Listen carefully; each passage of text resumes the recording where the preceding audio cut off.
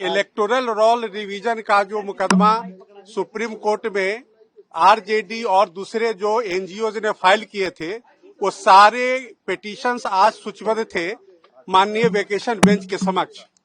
उस सारे मामले पर सुबह 11:30 बजे से सुनवाई अब तक चली है और पिटिशनर्स का यह कहना था कि जो इलेक्टोरल रोल रिवीजन की कार्रवाई इलेक्शन कमीशन ऑफ इंडिया के द्वारा बिहार के अंतर्गत किया जा रहा है, वो बिहार में आने वाले यानी कि नवंबर 2025 में जो चुनाव होना है उसके मद्देनजर किया जा रहा है, ऐसा उनका एलिगेशन था इलेक्शन कमीशन ऑफ इंडिया के ऊपर।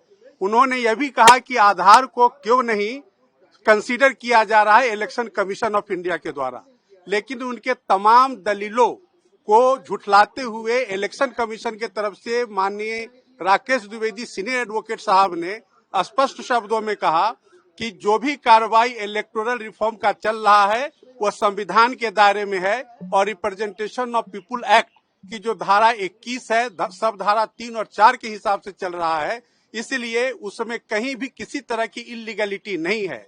तो प्रमा फेसाई माननीय सर्वोच्च न्यायालय ने जो इलेक्शन कमीशन ऑफ इंडिया की दलील को कंसीडर करते हुए विपक्ष को किसी भी तरह का इंटरिम स्टे ऑर्डर देने के लिए इच्छुक नहीं थी। माननीय न्यायालय के मूड को भांपते हुए पिटिशनर्स ने अपने स्टे एप्लीकेशन को आज प्रेस नहीं किया है और इस तरह से इलेक्टोरल रोल रिवीजन के मामले में माननीय सर्वोच्च न्यायालय का किसी भी तरह का स्टे ऑर्डर नहीं है, यानी कि election commission of India electoral reform को आगे करेगी। रिवीजन जो है इलेक्टोरल रोल्स का बिहार के अंदर वो चलता रहेगा और अगली तारीख 28 जुलाई 2025 माननीय सर्वोच्च न्यायालय ने मुकर्रर किया है।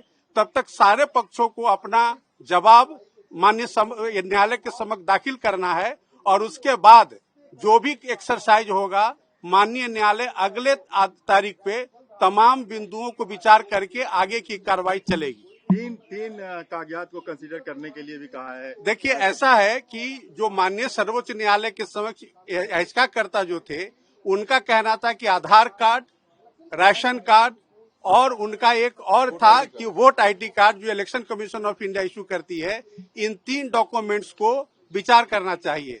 माननीय न्यायालय ने कहा कि अगर इलेक्शन कमीशन चाहे तो इन डॉक्यूमेंट्स पर भी विचार कर सकती है, ऐसा उन्होंने आज अपने आदेश में लिखाया है। मैंडेटरी नहीं है? नहीं, ये बिल्कुल मैंडेटरी नहीं है। उन्होंने कहा कि जो वर्ड यूज किया है माननीय अदालत ने कि मे कंसीडर, तो वो कंसीडर करेंगे। अगर उनको उचित लगे कि ये कंसीडर करने के लायक नहीं है तो वो रीजन के साथ खारिज कर सकते हैं।